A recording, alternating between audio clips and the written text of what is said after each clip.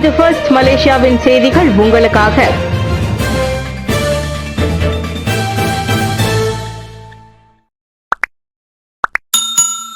Manchester சிட்டியின் இரட்டை கோல்கள், மீண்டும் சரிந்த யுனைடெட் அணி. மான்செஸ்டர் சிட்டி அணியை சார்ந்த காற்பந்து வீரர் 2 கோல்களை அடித்து 3-0 என்ற கோல் கணக்கில் யுனைடெட் அணியை வீழ்த்தியுள்ளார்.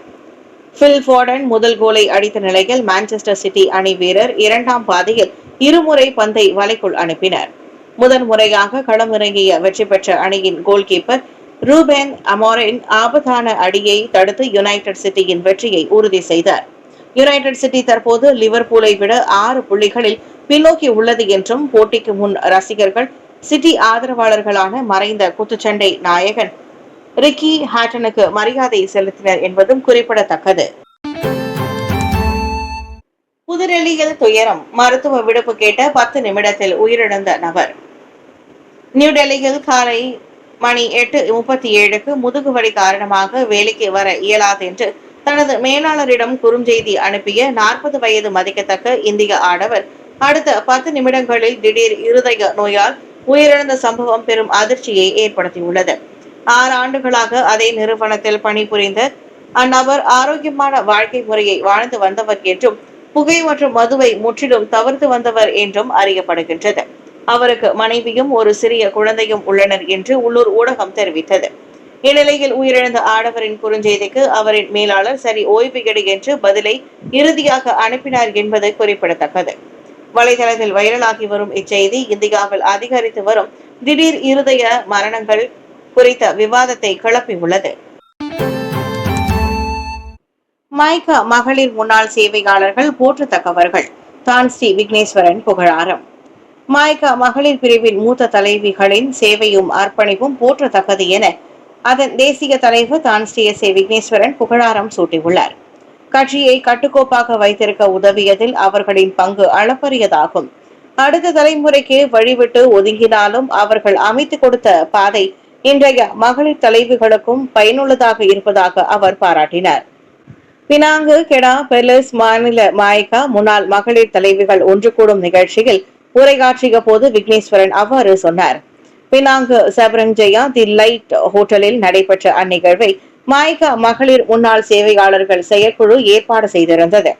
மாய்கா தற்போது சவால் மிக்க காலகட்டத்தில் இருந்த போதிலும் துவண்டு விடாமல் இதுபோன்ற நிகழ்வை நடத்தி மகளிர் பிரிவை உற்சாகத்தில் வைக்கும் மூத்த தலைவிகளின் எண்ணத்தை விக்னேஸ்வரன் புகழ்ந்தார். தேசிய உதவி தலைவர் டத்தோ எம் அசோஜன், தேசிய மகளிர் பிரிவு தலைவி சரஸ்வதி நல்லதம்பி, முன்னாள் பொறுப்பாளர்களான டத்தின் கோமலா தேவி கிருஷ்ணமூர்த்தி, கமலா கணபதி உள்ளிட்டோர் அதில் பங்கேற்றனர். 3 வடமாநில மாய்கா மூத்த தலைவிகள் ஒன்று கூடி நட்பு பாராட்டியதோடு கட்சி வலுவுடன் திகழ தங்களின் பிளவுபடாத ஆதரவையும் கடப்பாட்டையும் மறு உறுதிப்படுத்தினர். கோலாலம்பூரில் 4 கார்கள் 2 சுற்றுலா பேருந்துகள் மோதிய விபத்தில் 5 பேர் காயம். நேற்றிரவு Kuala Lumpur Jalan Hang Tuah off Jalan Imbi சாலையில் 4 கார்கள் மற்றும் 2 சுற்றுலா பேருந்துகள் மோதிய சாலை விபத்தில் 5 பேர் காயமடைந்தனர். தகவல் அறிந்த உடனேயே சம்பவ இடத்திற்கு 13 வீரர்கள் FRT வாகனத்துடன் களம் இறங்கினர் என்று செயல்பாட்டு தளபதி சே முகமது சலாஹுதீன் சே ஜூசோ கூறினார். இந்த விபத்தில் 2 ஆண்கள் 2 சிறுவர்கள் மற்றும் 1 பெண் உள்ளிட்ட 5 பேர் காயமடைந்தனர் என்பது குறிப்பிடத்தக்கது. காயமடைந்த அனைவரும் மேல் சிகிச்சைக்காக பின்பு கோலாலம்பூர் மருத்துவமனைக்கு அனுப்பப்பட்டுள்ள நிலையில் போலீசார் மேல் விசாரணையை தொடங்கியுள்ளனர். சாலைகளில் சுற்றித் திரிந்த பசுமாடுகள் பறிமுதல், பினாங்கு மாநகர் மன்றம் அதிரடி. ஜார்ஜ் டவுன் தஞ்சுங் தோகாக் பகுதியில் இடைஞ்சல் கொடுக்கும் வகையில் மேய்ந்து கொண்டிருந்த பசுமாடுகள் குறித்து மீண்டும் மீண்டும் புகார்கள் பெறப்பட்டதால் 2 மாடுகள் பறிமுதல் செய்யப்பட்டு ஏலத்தில் விடப்பட்டன. பக்கத்து குடியிருப்பான தேசிராம் தஞ்சுங் வாழ் மக்கள் கொடுத்த புகார்களை அடுத்து பினாங்கு மாநகர் மன்றமான MBPP அந்த அதிரடியில் இறங்கியது. மேலும் 2 பசுமாடுகள் ஆயர் இத்தாமில் உள்ள ஜாலான் ஜூவில் பறிமுதல் செய்யப்பட்டன. அவையும் ஏலத்தில் விடப்பட்டதை MBPP அமலாக்க பிரிவு அதிகாரி நுராசீன் நூர்சலான் ஆங் உறுதிப்படுத்தினர்.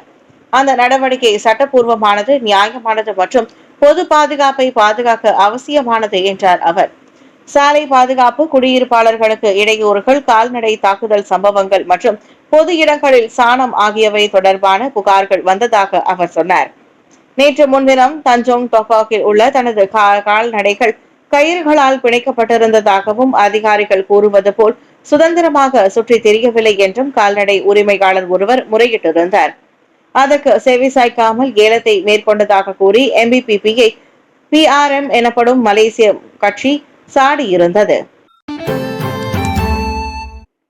ஜார்ஜோன் பாயா தெருப்போங்கில் 21வது மாடியிலிருந்து விழுந்து 14 வயது சிறுமி மரணம்.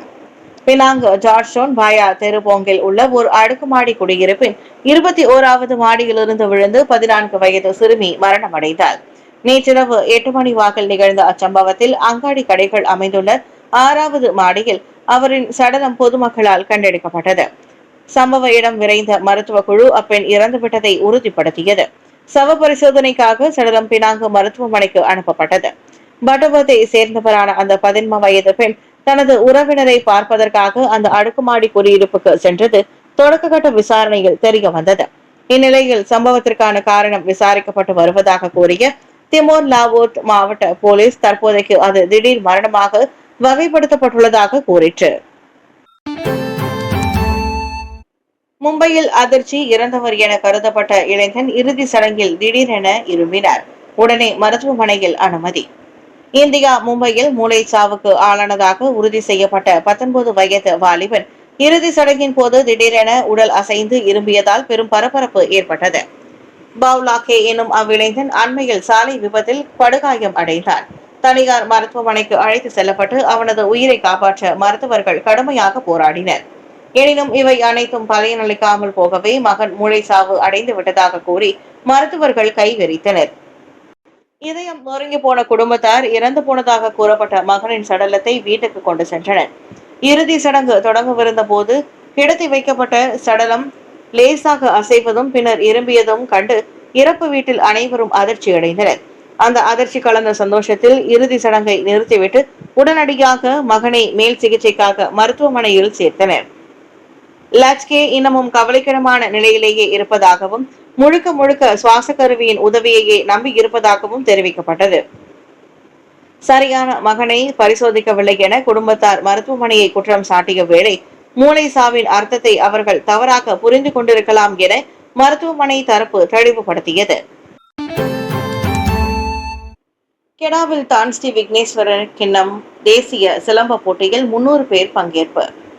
தான்ஸ்ரீ விக்னேஸ்வரன் கிண்ண தேசிய சிலம்ப போட்டியை அந்த மாயக்கா தேசிய தலைவர் கெடா லூனாஸ் பாயா பெசாரில் நேற்று தொடக்கி வைத்தார். மலேசிய சிலம்ப கழகத்தின் கெடா கிளை, MIET எனப்படும் மாஜு மேம்பாட்டு கழகம், மாயக்காவின் தேசிய விளையாட்டு குழு ஆகியவை இணைந்து அந்த 3 நாள் போட்டியை தேவி ஸ்ரீ கருமாரியம்மன் மண்டபத்தில் ஏற்பாடு செய்துள்ளன. நேற்றைய திறப்பு விழா மிக விமர்சையாக நடைபெற்றது. நாடு முழுவதும் 300க்கும் மேற்பட்ட சிலம்ப வீரர்கள் 30 பிரிவுகளில் போட்டிகளில் பங்கெடுத்தனர். இது வெறும் போட்டிக்களமாக இல்லாமல் சிலம்ப ஆட்டக்காரர்கள் மத்தியில் ஒற்றுமையை வளர்ப்பதையும் இந்தியர்களின் இந்த பாரம்பரிய தற்காப்பு கலையின் பெருமையை உயர்த்துவதையும் தேசிய அளவில் விளையாட்டு உணர்வை ஊட்டுவதையும் நோக்கமாக கொண்டது. அதோடு தேசிய சிலம்ப அணிக்கான வீரர் வீராங்கனைகளை தேடும் களமாகவும் இப்போட்டி விளங்குகிறது. 2026 ஸ்லாங்கூர் சுக்மா போட்டிக்கு தயாராகி வரும் மாநில சிலம்ப வீரர் வீராங்கனைகளுக்கும் ஒரு சிறந்த பயிற்சி களமாக இப்போட்டி அமைந்துள்ளது. சுமார் 150 பெற்றோர்களும் பொதுமக்களும் திரண்டு வந்து போட்டியாளர்களுக்கு ஊக்கம் அளித்தனர். மலையேறும் போது அசம்பாவிதம். புக்கிட் எங்காங்கில் 58 வயது ஆடவர் மரணம். காஜாங் சுங்கை லோங் ஜாலான் புக்கிட் எங்காங்கில் நேற்று காலை மலையேறுதலில் ஈடுபட்டிருந்த போது 58 வயது ஆடவர் உயிரிழந்தார். காலை 8 மணி வாக்கில் தகவல் கிடைத்து சுங்கைலாங் போலீசாரும் காஜாங் மருத்துவமனை குழுவினரும் சம்பவ இடம் விரைந்தனர். அங்கே அவ்வாடவர் சாலையின் தனியாக விழுந்து கிடந்தார். அவருக்கு அருகில் கைத்தடியும் கைபேசியும் அப்படியே இருந்தன. மலையேறும் போது சரிந்து விழுந்து அவர் உயிரிழந்திருக்கலாம் என நம்பப்படுவதாக காஜாங் போலீஸ் கூறியது. இதயத்திற்கு செல்லும் இரத்த நாளங்களில் அடைப்பு ஏற்பட்டதே அவரின் மரணத்திற்கு காரணம் என்பது சவ பரிசோதனையில் உறுதியானது. இதையடுத்து திடீர் மரணமாக அது வகைப்படுத்தப்பட்டது. சாலையில் சட்டவிரோத பந்தயங்களை கட்டுப்படுத்தும் சோதனை. 614 சம்மன்கள், 135 மோட்டார் சைக்கிள்கள் பறிமுதல். இன்று அதிகாலை வடக்கு தெற்கு பிளாஸ் பெர்மதாங் பா சாலை சந்திப்பில் சட்டவிரோத பந்தயம் மற்றும் மாட்ரம்பிக் நடவடிக்கைகளை கட்டுப்படுத்தும் நோக்கில் நடத்தப்பட்ட சோதனையில் மொத்தம் 614 சம்மன்கள் வழங்கப்பட்டதுடன் 135 மோட்டார் சைக்கிள்கள் பறிமுதல் செய்யப்பட்டன.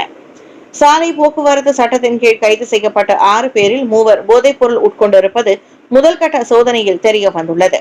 முன்னதாக இளைஞர்கள் சிலர் இந்த சட்டவிரோத பந்தயங்களை வேடிக்கை பார்ப்பதற்கு பெர்மதாங் பாவ் சந்திப்பு சாலையில் ஒன்று கூடியிருந்ததை போலீசார் கண்டறிந்தனர். அவ்வாறான அதிவேக பந்தயத்தில் ஈடுபடுவதால் சாலை பயணர்களுக்கு அச்சத்தையும் ஆபத்தையும் ஏற்படுத்தியதாக போலீசார் தெரிவித்தனர். மேலும் மோட்டார் சைக்கிள்களின் மாற்றியமைக்கப்பட்ட எகாஸ் மூலம் அதிக சத்தம் எழுப்புதல், எதிர் திசையில் ஓட்டுதல், சிக்ஸாக் பாணியில் பயணம் செய்தல், வீலி போன்ற ஆபத்தான செயல்கள் போக்குவரத்து பாதுகாப்புக்கு பெரும் அபாயம் எனவும் எச்சரிக்கப்பட்டுள்ளது.